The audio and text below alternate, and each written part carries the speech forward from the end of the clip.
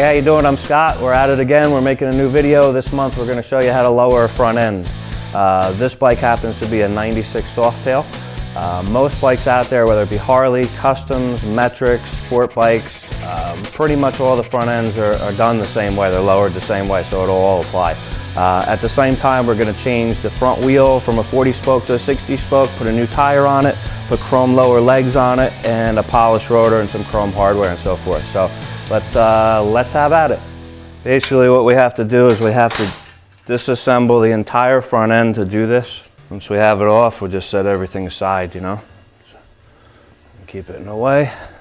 Next thing we're going to do, we're going to take the caliper off, get that out of the way. No really need to take the lines off. We're just going to let the caliper hang there. All right, so now that we got our caliper off, we got a zip strap out of the way just so it won't clank into anything here. We're going to go ahead and take the axle out, get the wheel off of there. There, now on this side, we just got to take the lower clamp off.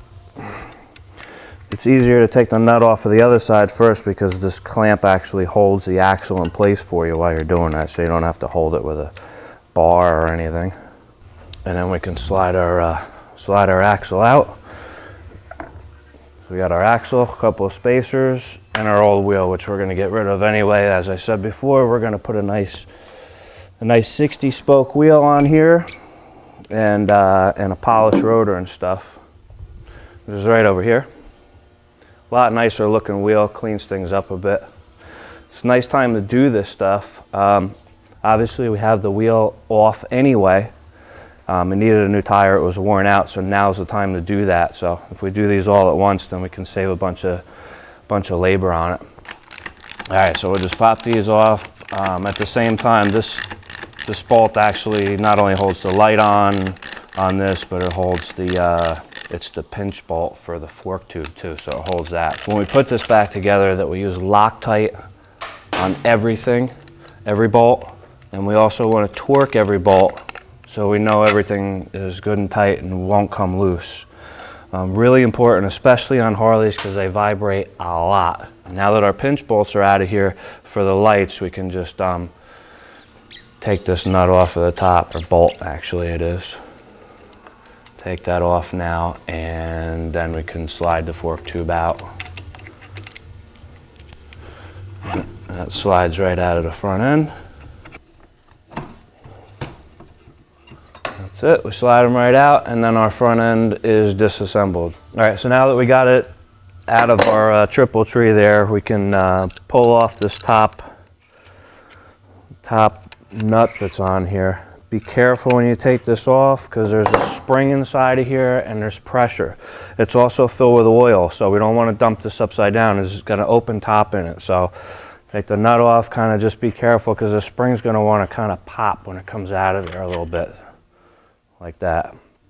That's your nut, set that aside, pull the springs out, get yourself a bucket because it does get messy, and then dump the oil out of them. There's a couple of different reasons for wanting to lower a front end. One is just aesthetics, you know, make it look a little better. Especially this one, the rear end of the bike was already lowered, so it was a little high in the front, so we want to even it out a little bit. Also, the springs that we're going to replace here, these are the original ones.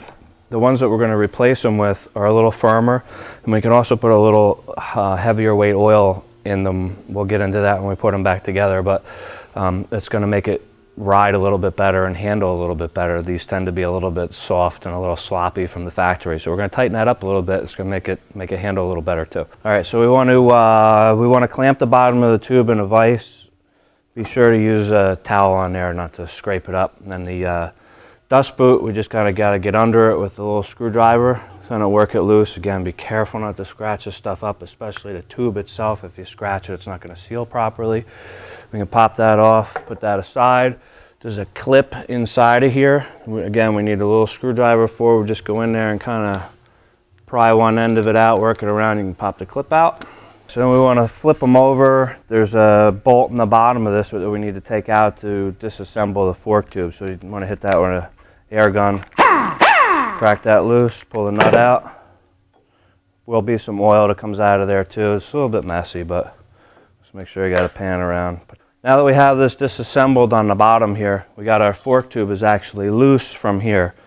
Now we can take this out. Our seal is still in there though. We actually want to use the fork tube to get the seal out of there. And you just kind of tap it up and the seal pops right out with it. The bushing in the washer pops that out.